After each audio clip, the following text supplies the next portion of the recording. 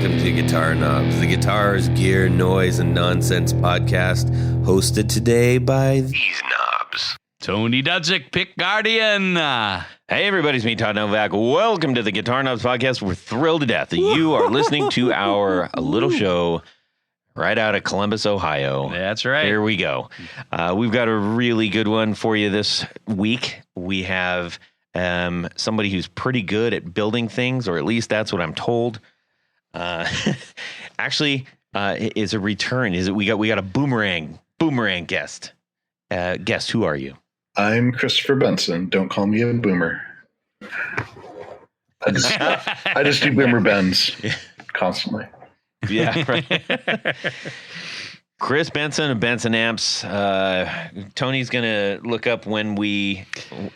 I have that information. You have that information? At my fingertips. Yes. Because I contacted our librarian earlier. Excellent. Pre-podcast. The records department. Yes, in the records department. Yes. And I show Chris's fill out a first triplicate for that one. First appearance was episode number 59. Golly. On September 21st, 2017. That's bananas. Almost 7 years to the date. That is crazy. So, Chris, we've mentioned this actually a couple times on recent shows where somebody gets pulled up from the archives as a reference. And honestly, I just want to say thank you for back then giving us the time of day, because honestly, like, we were just cutting our teeth. And I was already a seasoned professional. Yes. But I just remember going, "Oh my gosh, I can't believe he's going to do this." He was giddy for a week. Yeah. I had an amp company that was 5 years old at that point. I think you guys might be overselling who I was in 2017. This is, I think the announcement that you made was that you were about to discontinue the pillowcase line, or the treatment. Oh yeah. I remember that stuck in my head for some reason. So anyways, I publicly just want to say a huge thank you, because that definitely helped get us moving. That was some octane in our tank for sure. Oh yeah. So yeah, my pleasure. Thanks for that. Thanks for having me. That might have been the first podcast I ever went on, to be honest with you. Really? I think so. Wow. No, That's maybe I did one with Blake from Tone Mob before that, but they're probably both equally terrible on my end. Well, we got you here again because, we haven't talked to you in a long time, and you've done an awful lot since we have. Don't worry, we're not going to do so tell us what you did since 2017. What have you been doing the last 7 years? Yeah. But we are going to find out what you've been up to this year, and maybe what we can look forward to, as well as you've got a very special event coming up. So you're going to tell us all about that. And for right now, we just need to make two quick announcements, and then get into what's going on in our music world this week. So here we go. Just two quick announcements. Number one, if you didn't see the Instagram post of me acting like a complete idiot. I thought you were trying out for the U.S. breakdancing team. Yeah, I got a couple comments like that, actually. But I do have the absolute privilege of going to see Oasis at Wembley on their last show ever maybe ever. Although maybe every show's their last show, who knows. I just hope they don't pull a Jane's Addiction. But maybe even as good as that is, I get to hang out with Joe Halliday from Hello Sailor. Hello Sailor. The whole week. And we've already started planning on what we're going to do. We're going to go see a Chelsea game. Nice. We're going to have a big gear meetup. Nice. Oh, I'm just absolutely beyond. Yeah. His wife stayed on the phone for 72 hours. Oh, just trying to get tickets. She was trying for 72 hours to get tickets. That's what he told me. I don't know if that was a made up number or not, but let's say it's not. 72 hours. A long time. Yeah. And we got him. And that he's going for his 40th birthday. I'm just so I'm beyond excited about this. Oh, that's nice. And that's is that in September? That's next September. Okay. Yeah. So, anyways, so we got that. And then also, kind of a big deal with one of our frequent flyers on the show. We have a new announcement from Copper Sound. They just released a new line. Alex is so good about saying, hey, cool, the shop is going where we are right now. He's always thinking ahead. And I really respect that. And then when he does, he doesn't do it like, kind of slapdash and just try to get out as fast as he can. So, somebody else doesn't take an idea or something. Their stuff is super good, fantastic quality, and they're real people and they're nice guys. So buy stuff from them. But this is a DIY pedal kit. Oh. So, the last time they were on, we talked about the DIY, the breadboarding and all the little bits for slightly more experienced people, maybe. I remember that. This is like, I just want to put a pedal together. I don't want to have to do the breadboarding or any kind of math or whatever. And so now they offer a silicon fuzz kit, a single transistor overdrive kit, and a hard clip distortion kit. And each of these is under $100. And you got all the components that they use on all the other pedals. So like, this is great quality. You just got to put it together and have some fun. Nice. So these, I believe, are available. I think they're available right now. I'm trying to look at the. Yes, the launch date was Friday the 13th. That's right. So go to Copper Sound Pedals, and you can get one of these pedals. Go home and build it. Have some fun building it. If you've never built a pedal before, holy mackerel, this is a golden opportunity, because you're gonna have something that's put together very well with great components, and it's going to sound excellent. And you can improve your soldering skills. You can, and your soul. And your soul. Yes. I like that. So heads up. Thanks a lot for to Alex from Copper Sound for putting all this all together for everybody. And let's see what happens. Let's see what else they make. Okay. What's going on in your music world this week? Tony Baloney, hit us. Then we're going to check in with Chris Benson. So I have been perusing some of the cool stuff coming through the internets, and I'm kind of, I think I'm excited about this. Okay. So Gibson has re-released the Les Paul Studio.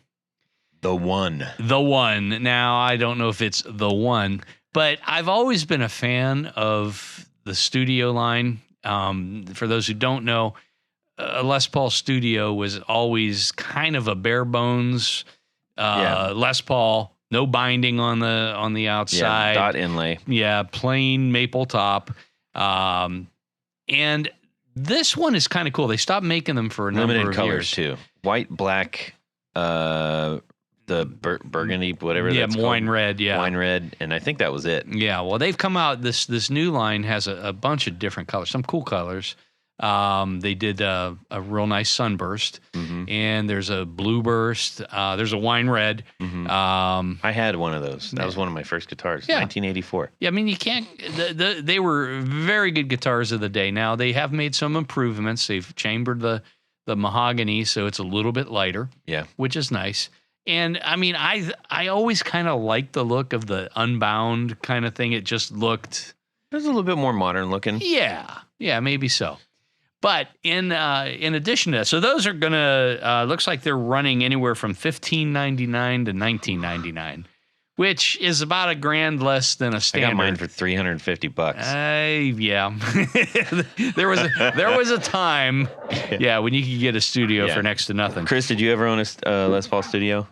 I actually own a Les Paul Studio, but there you go.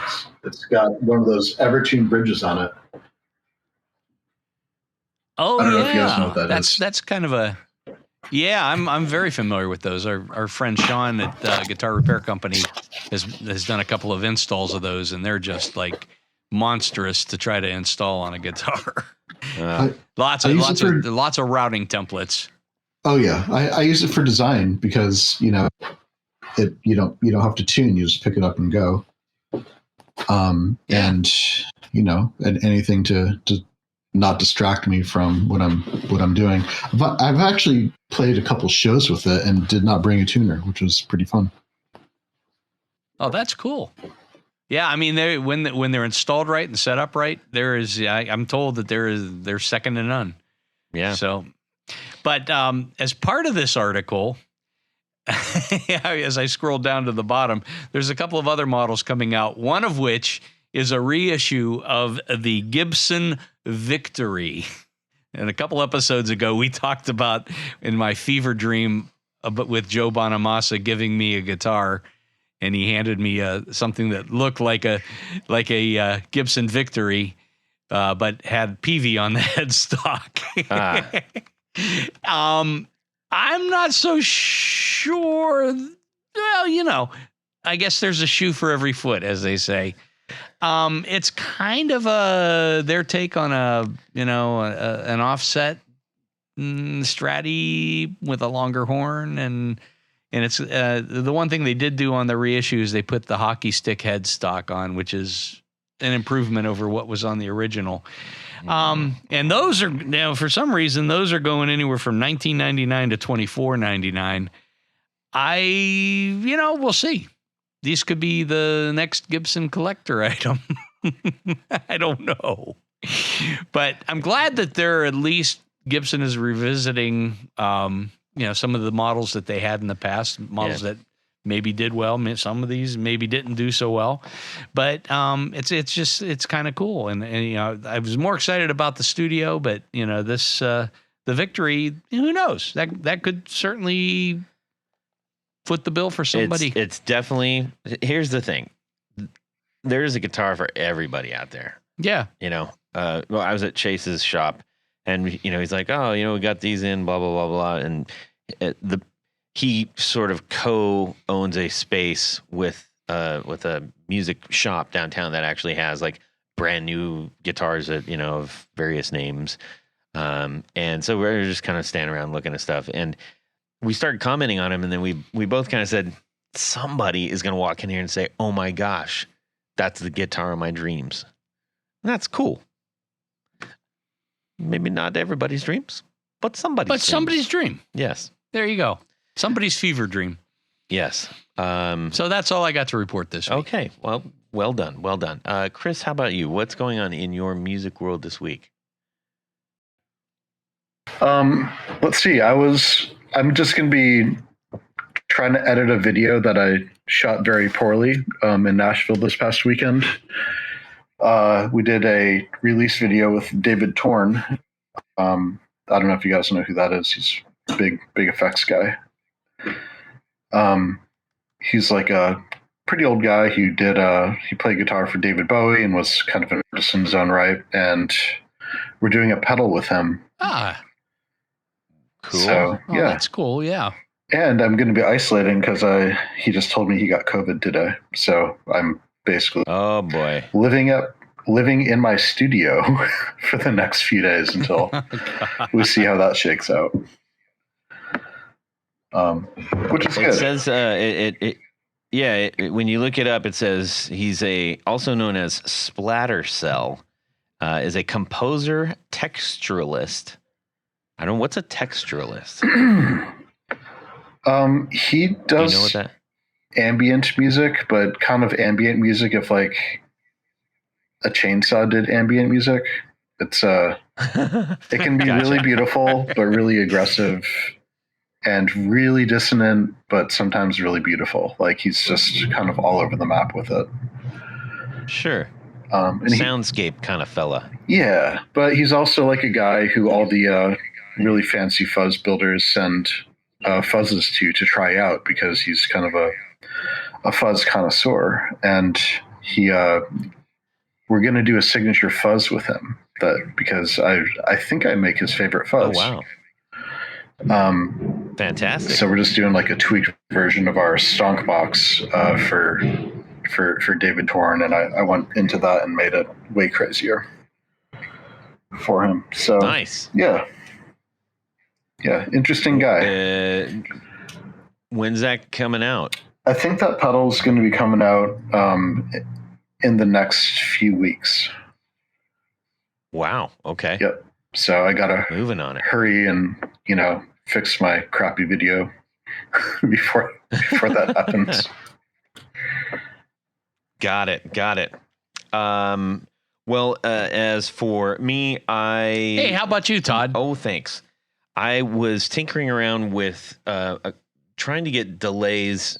I got a handful of delays that I'm trying to do very, very specific things. Trying to get a very tight plate. Trying to not a plate. Sorry, slapback. Sorry. And I was also working with some plate reverb, so that's why I got confused myself. You're very confused. Yeah, and then also something that felt that could get me to a delay space that didn't sound like I had a delay pedal on. So I was just kind of pulling them off the shelf and putting them in front of each other. And it's fun to do that. If you don't have anything better to do and you're watching TV, just like close your eyes, go pick a couple pedals off your shelf.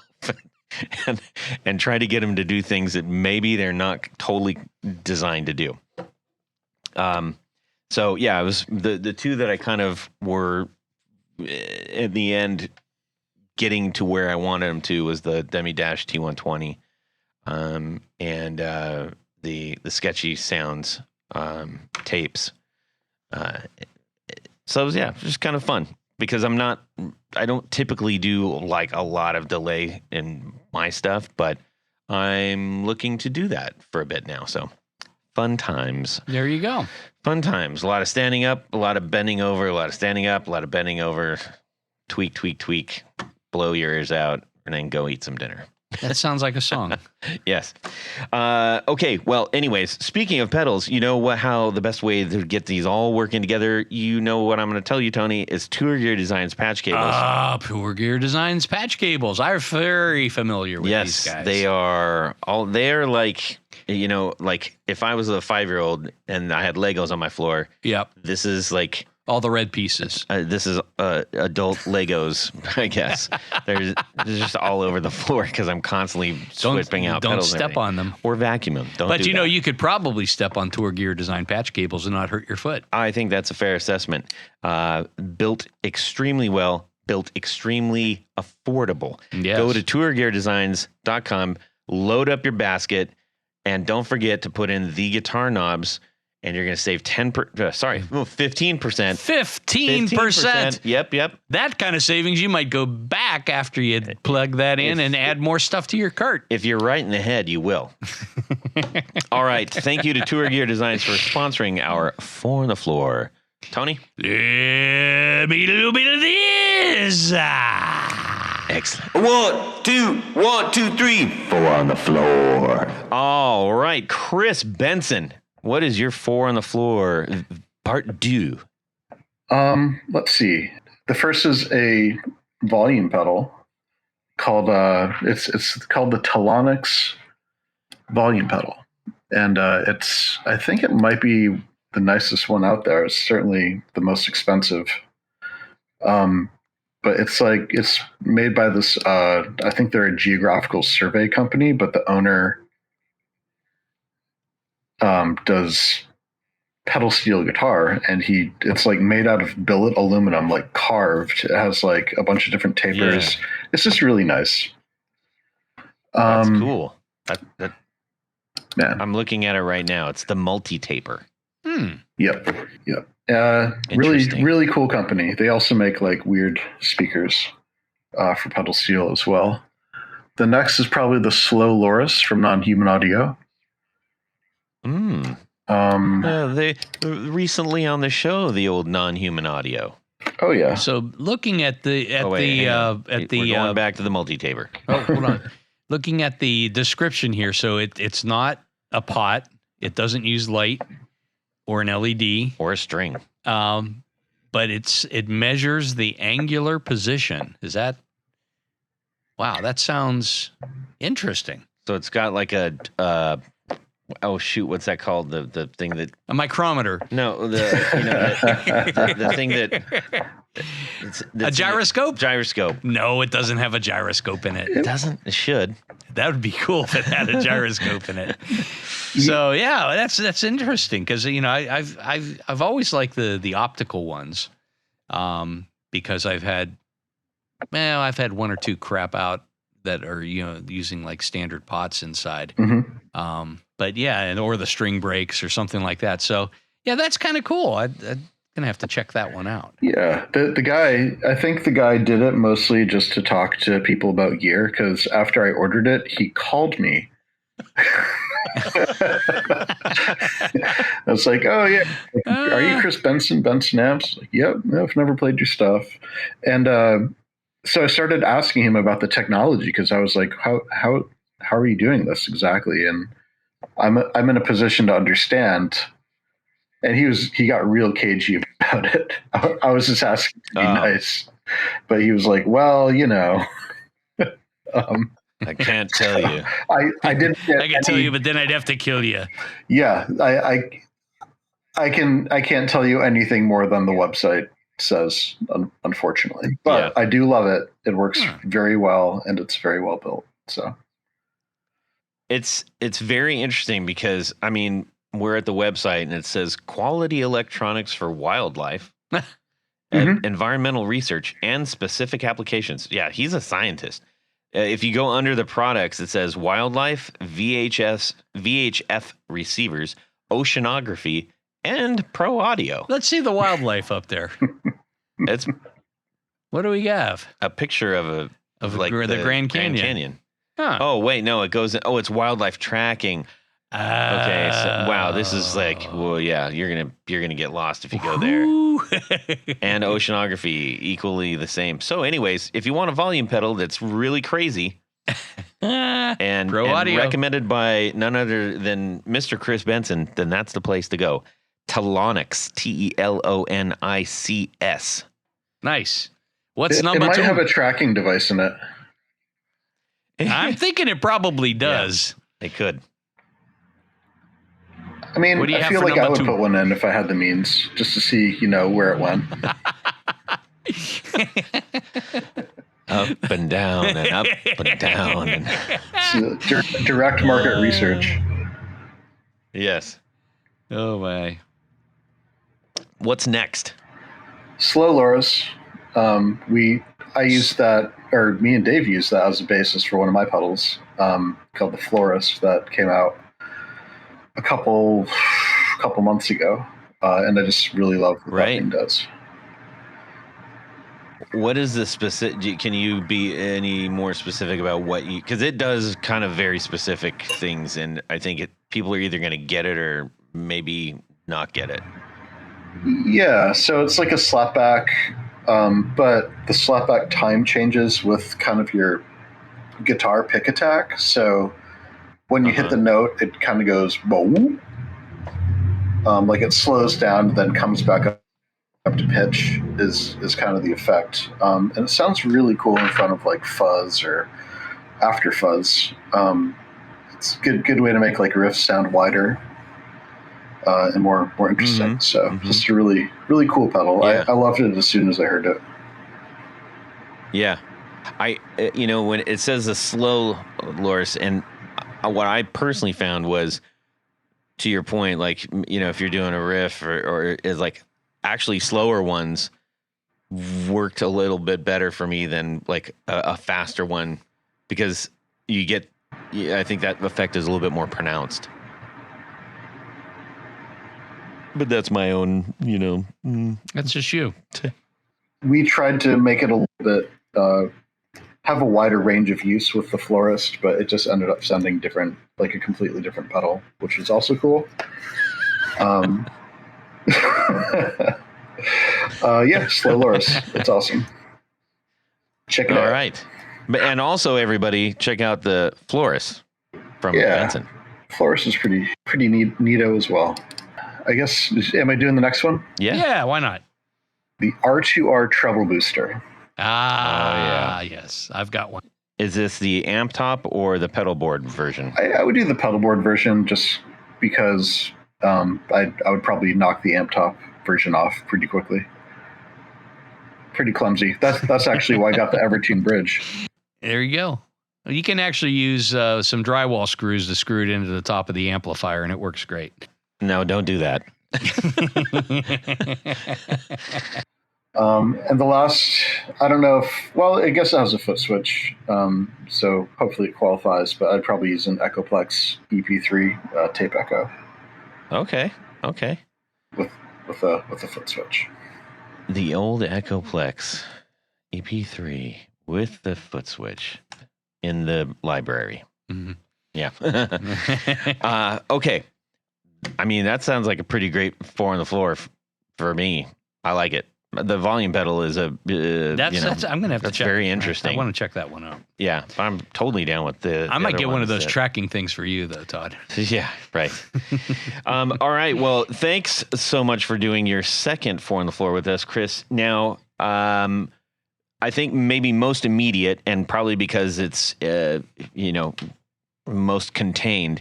There's something really big going on coming up very, very soon, which is why we tried to jam you into this week.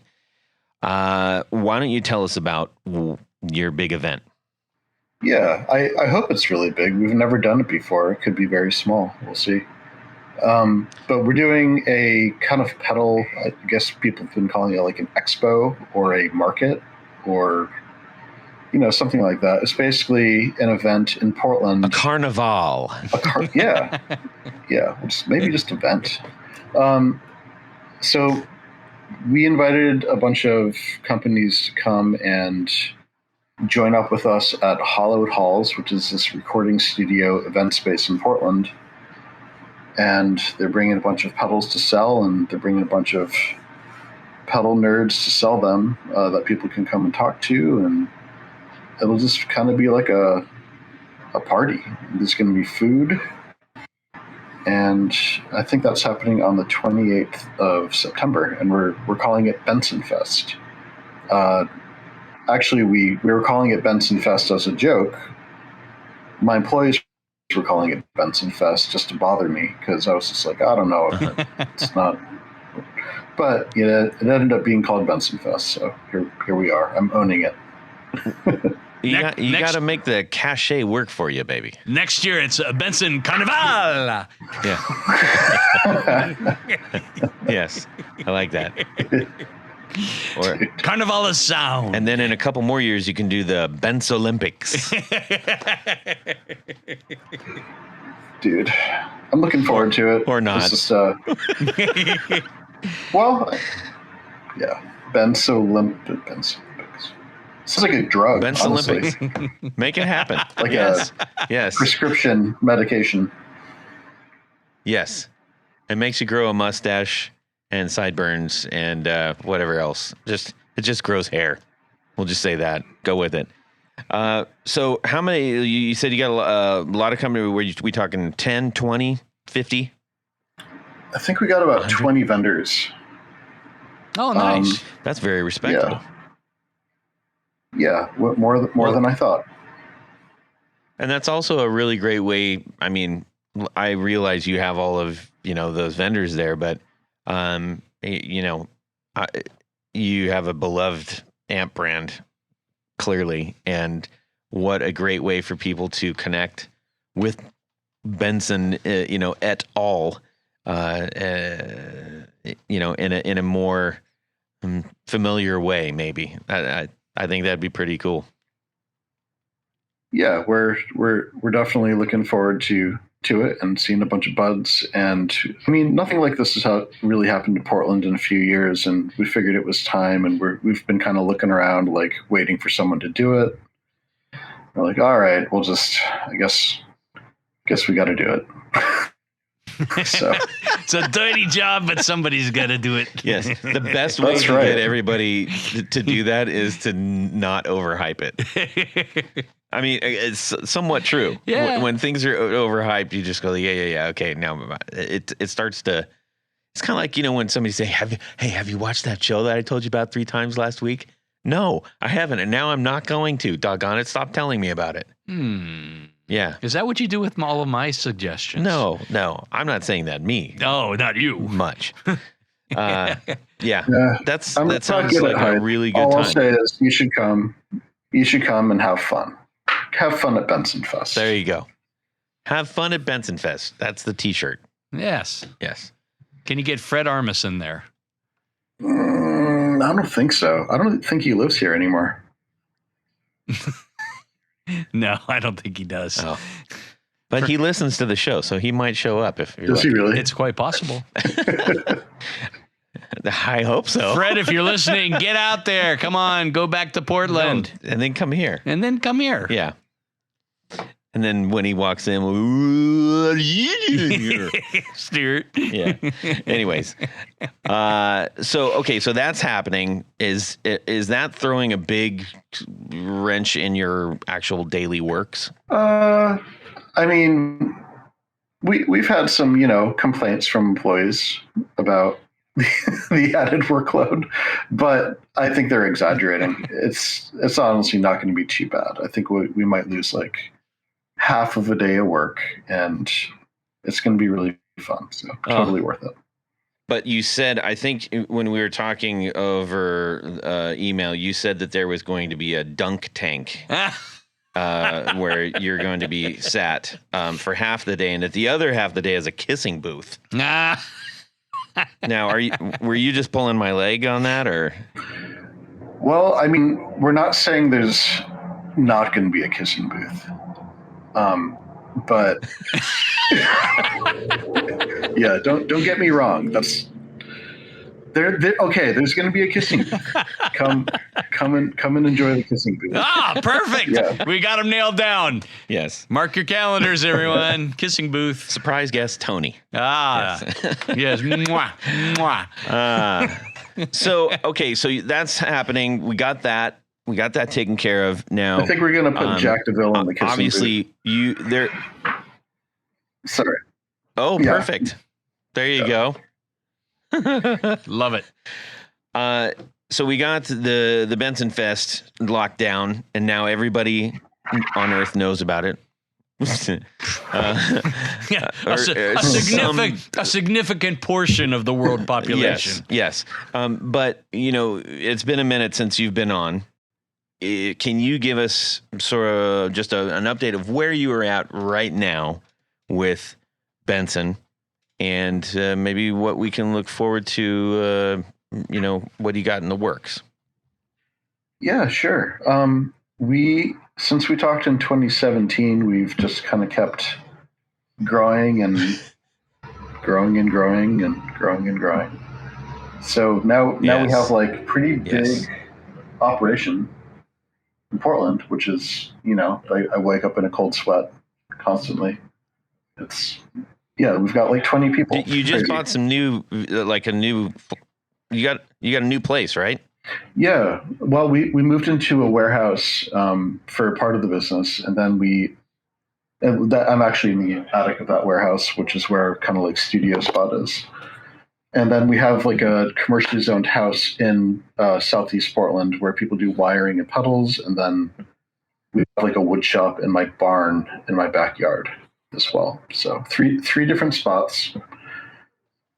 With way too many people. Wow. Yeah. So it's pretty big, and I have like managers and people kind of overseeing everything now. So it kind of gives me a lot more time to sit there and come up with sounds and design stuff and write emails. So right. Yeah. And the emails. Yes. The emails. So many emails. Things are going really well. Our pedal line has grown a lot. I think we only had the preamp pedal out in 2017, if that. I think it was I think you were teasing it. Yeah, that sounds about right. So that pedal went pretty well. We've sold a bunch of those puppies, and did the germanium fuzz thing with the thermal bias in 2020. A few more fuzz pedals. We did the delay last year. We did the Florist pedal a couple months ago, which was our first modulation pedal. Mm-hmm. we haven't really done that many amps, just because people keep buying the Monarch over and over again. And I think we're about to. I've actually been working really hard on a couple new reverb units. Oh, interesting. And one of them actually does have tremolo. Now, are these going to be like amp top or? Yeah, amp top. So, sits on top of the amp and does the reverb. And one of them we did kind of a larger format one. It's going to have tremolo and harmonic tremolo switchable. Oh, really? Yeah. It'll have a foot switch. No, it's two. It's a all tube unit. So got it. Okay, got it. Amp style tremolo in it. Excellent. And that's just it's hard to believe. I think when you were on last, I think you only had just a couple employees at that point. Yeah, that sounds about right. I probably had like 5 or something. What? That's tremendous growth. That's, man, so cool. You got all kinds of great products out there, and you've also created a name that you could put out something that basically makes no sound, and people would be like, "Yeah, but it's a Benson." That's a good thing to have for a brand, I'm not suggesting that you make trivial things. Yeah, some would argue that's exactly what that's hard to cultivate in a brand. And thank you very much. Yeah. Okay, Chris Benson, I want to thank you for taking a little bit of time. I know you're super busy. We squeezed you in so we could get the announcement of Bensonfest more so than anything else. And obviously we wanted to catch up with you. I know you have just gotten back from Nashville area and have an awful lot to do still. So we're going to wrap this one up a little bit earlier than we normally do, but not before we swing by Tony. And yes, he's got a Would You Rather for us. I do. Well, at this point of the show, Todd, is this little game we like to play called Would You Rather?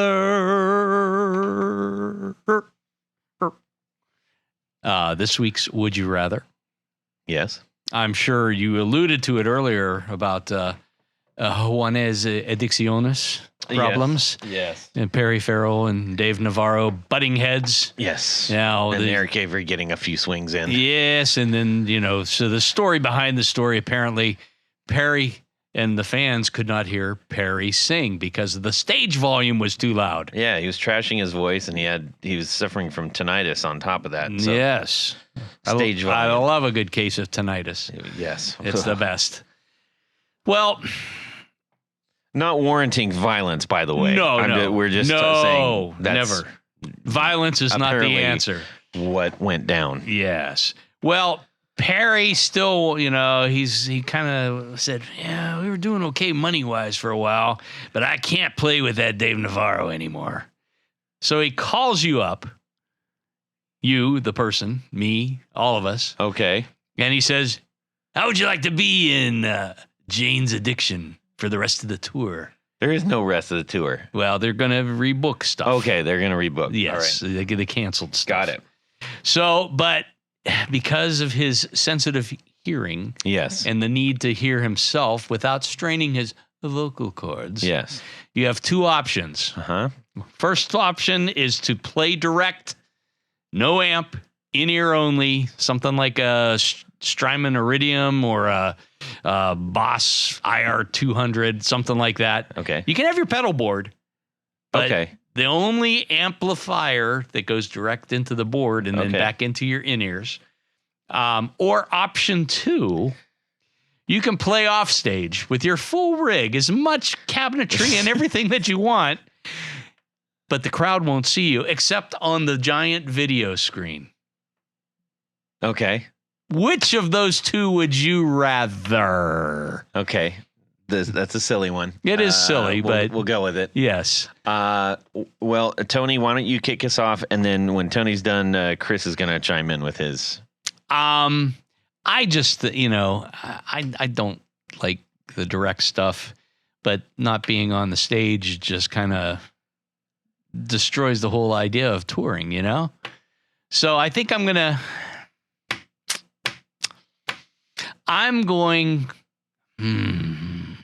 go with option 2 anyhow. Really? I can't get, without a, you don't even have a film monitor or anything like that. It's all in ear. And I just, certain things you can't make happen without having some feedback from the amplifiers and such. Okay. So, but at least I'll be on the video screen. That's true. That'll be nice. That's true. And that distance, in case I do get a little loud, will keep Perry at bay. That is true. And you could actually sit off stage with your socks and Tivas. Yeah, socks and Tivas. Chris, how about yourself? What are you doing? Both of those sound like my personal version of hell. But and that's not to say I don't like Jane's Addiction, but I just don't think I would want to do either. But it sounds a lot safer to be off stage, because the last guy got punched. So I would probably opt to sit off stage with my amp and wearing like a slanket or something. Okay, that'll work. Todd, what about you? I'm on stage for sure. I've been a Jane's Addiction fan since day one, and regardless of whatever kerfuffle they just got into, it would have been awesome to see Dave play with them. In the last couple of shows, that would have been incredible. But I mean, if I had the chance to play Mountain with Eric Avery looking at him across the stage, oh my God, that would just be everything. I would love that. So, hey, call me up. Hey. Anyways, okay, so that was a fun one, Tony. Hey, if you think you can do better than Tony, yeah, you probably send us your Would You Rathers, people. All right, we're gonna need to thank a few people, and then we're gonna let Chris go because he's got amps and pedals to build, and he has to build a carnival and a kissing booth. Ah, the kissing booth. Yes, and not the dunk and tank, start though. planning for Ben's Olympics. Okay, go ahead. Well, Todd, right at this point of the show is a special time that we love to thank a bunch of people. And these people that we thank are our executive producer. Now, an executive producer makes this show possible. How do you become one? Quite easy. Head over to patreon.com/The Guitar Knobs. Check out a couple different levels in which you can participate, become a friend, a sponsor, a hero of the podcast. Indeed. Each level comes with some very nice thank you gifts, and opportunities to win special giveaways. The prize closet is bulging at the seams. Next week. That's right. But in addition to all that great stuff, there's one thing more. Todd, what would that be? Get to have your name thing. Your name read on the thing. I will translate for Todd once again. So special thanks to these executive producers: John Sebastian, Trevor Ellenberg, Cameron Pampas, James Bell, Brett Hogarth, Gregory Randall, Don Kloss, Ralph Gottschalk from Wonderful Audio Technology, Rusty Sneeden, Vader and Pedals, John Halverson, Rick Calhoun, Trevor Gunberg, Elad Mizrahi, Richard Kendall, James White, Justin Jones, John Esterle from Rare Buzzer Effects, Anthony Lathrop, Stefan Lamb, Michael Senchuk, Ken Sayers, Darren Gregory, Tom Barazin, Eric Merrow, and Pluto. That's right. Thank you guys so very, very, very much. Oh, but wait, Todd, there's more. Okay. We have a special group of executive producers. We call them our Grand Poobahs. These are the creme de la creme, the top of the heap, the A#1s, and they wear a fez upon their head whilst listening to the podcast. Indeed. So special thanks to these Grand Poobahs: Anthony Gemolero, Billy Spitfire Unlimited, Bob Crouch, Brian Robinson, Cody Foster, David Kaminga, David Tyndall, Enrico Fernando, Fox Hill Studio, Hex Matos, James Pennington, John Williams, LSJ Music Company, Matt Hart, Michael Van Zant, Michio Murakishi, Moon Guitars, Paul Von Eppinger, Sam Jett, Steve Keys, Tyler Casey Rhines, Zach Oswald from Brandon Wound Pickups, and Pedro Vasquez. Thank you. Thank you. Thank you. Indeed. Thank you so very much to all of you helping to keep the ship moving along. Unlike the people in The Terror. Oh my gosh, you guys got to watch that show on Netflix. Holy mackerel, it's so good. Anyways, Chris, we need to say a ginormous thank you for taking a little bit of time out of your very busy schedule to talk to us knuckleheads and to share what's going on with Benson Fest 24. Thanks so much for having me, fellas. Now, if you are looking for information on that, I'm assuming they can go to bensonamps.com, right? I don't know if we have it on the website. A secret. Yeah, There's that might be a good place to start. We might. It's I for think sure. someone said they were putting it on the website. If not, they're fired. But there's posters. Yeah, there's like posters in the form of Instagram posts hanging around. Oh, dude, there is .com/Bensonfest. There you go. And it looks like all the information is there.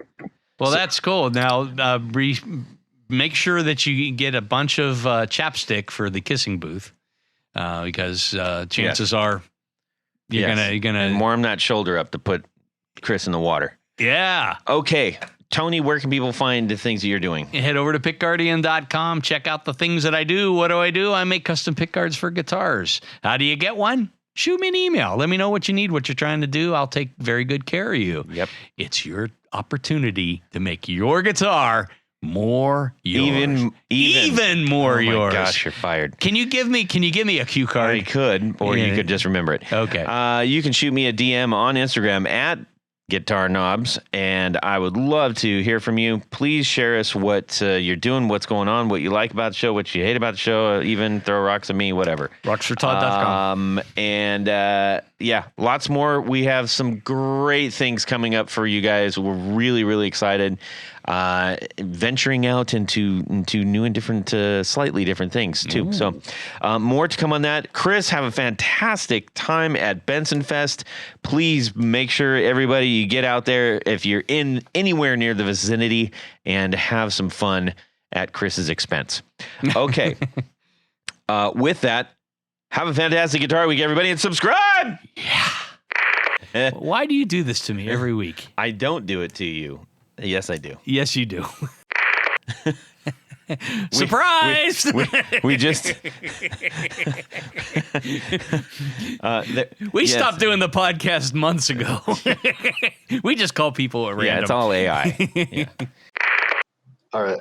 Oh man, I just remember there's a bottle of tequila here. Awesome. Okay, torture session's over, Chris. Okay, now we're going to record the episode. Yeah, that was just a warm-up. We came to party. Doesn't matter when the party starts. Baby. Like a bunch of coffee. And some oatmeal. I just lied about the oatmeal, honestly. I just had a bunch of coffee. You know, get the wiggles out. Put the donut on the bat, take a bunch of ridiculously heavy swings, take it off, and then miss the ball. That was what I did.